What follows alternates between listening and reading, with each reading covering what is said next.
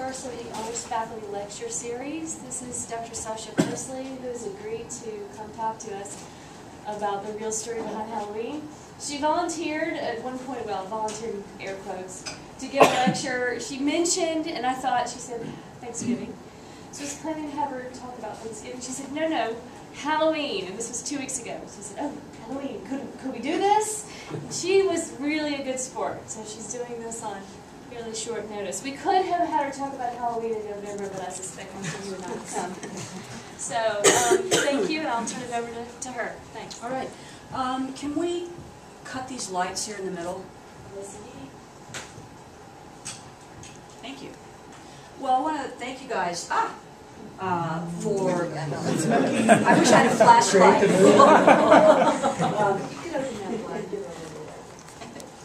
Yeah, you can open it up. That'd be fine. Thank you guys for coming, and especially those of you who trekked all the way from Meyer Hall to the Young Center. So what my lecture is really going to focus on, first of all, is I want to cover the pagan, Irish, and Celtic roots of the holiday that we call in modern times Halloween, as well as examine the Catholic Church's later attempts to basically co-opt the holiday for their own purposes. And then finally, I'm going to address the history of Halloween in the United States and in other parts of the world.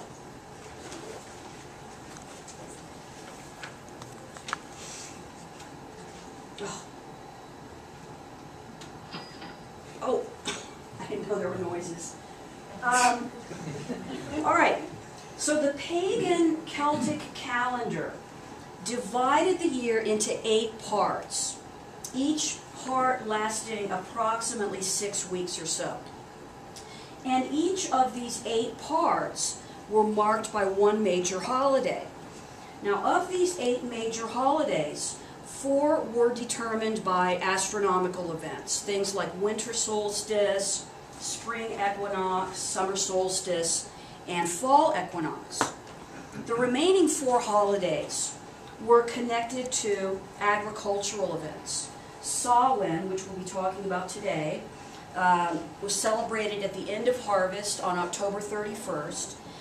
The holiday called Imbolc was celebrated the first part of February, and that celebrated lambing season.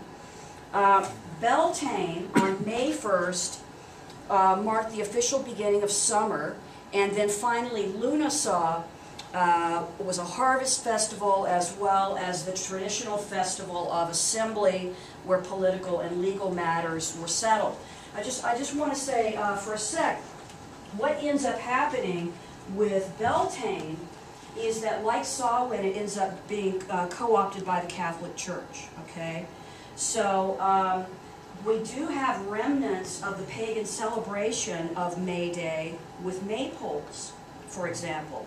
And it's not only the church that tries to co-opt these holidays. The Communist Party, of course, co-opted May Day.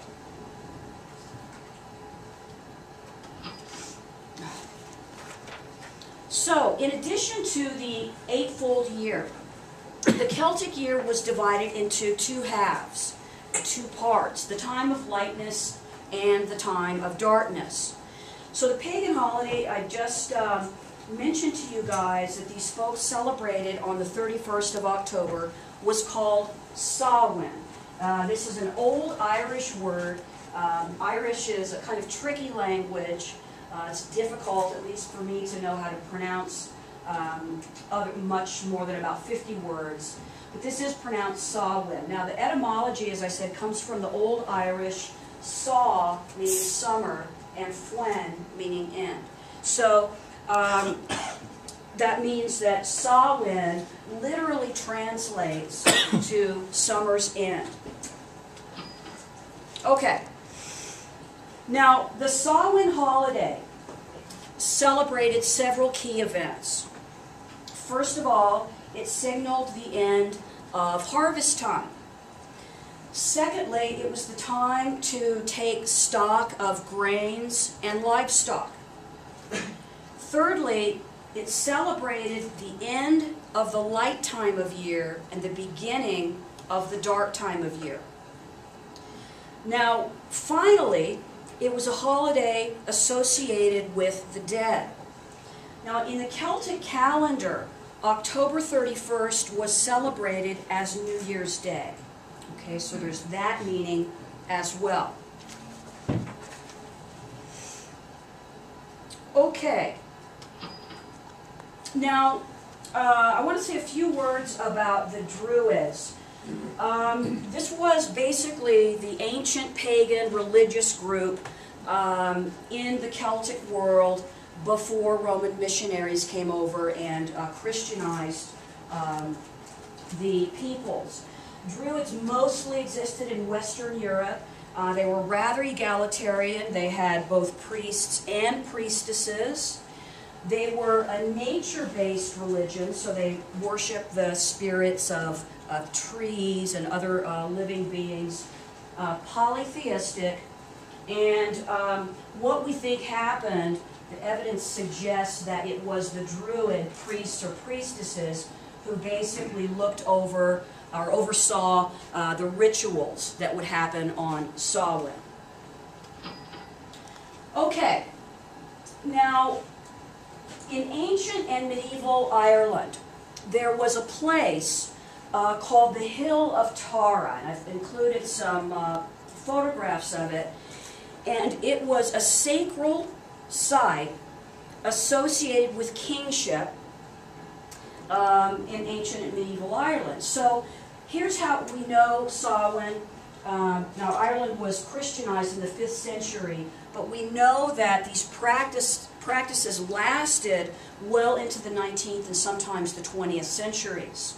So in medieval Ireland, Samhain becomes the principal festival, celebrated with a great assembly at the royal court in Tara, and this would last about 3 days. A bonfire was set alight on the hill of Tara, which served as a beacon, signaling to people to gather atop hills all across Ireland to light their own ritual bonfires. And this custom actually has recently seen a resurgence in Ireland and Scotland. I'm not going to be able to do anything about that sound, and it just drives me nuts. All right. Now, these ritual bonfires played a large part in the festivities. People and their livestock would walk between two bonfires as a purification or cleansing ritual. And then the bones of slaughtered livestock would be cast into the flames. In pre-Christian Gaelic Ireland, cattle were actually the primary unit of currency and the center of agricultural and pastoral life. So with the bonfires ablaze, the villagers would extinguish all other fires. Each family then solemnly lit its hearth from the common flame, thus bonding families of the village together. Now, Samhain, I'll explain why this cow is mad in a second. Samhain was traditionally also a time to take stock of the grain supply and herds, and decide which animals would need to be slaughtered in order for the people and the livestock to survive the winter. Now this custom, interestingly enough, is still observed by many who farm and raise livestock, because October 31st generally is the time when meat will keep, since the freeze has come, and also since summer grass is gone and free foraging is no longer possible. Okay, costumes and masks. The custom of wearing masks and costumes initially in the ancient world was an attempt to copy the evil spirits or to placate them. In Scotland, the dead were impersonated by young men with masked, veiled,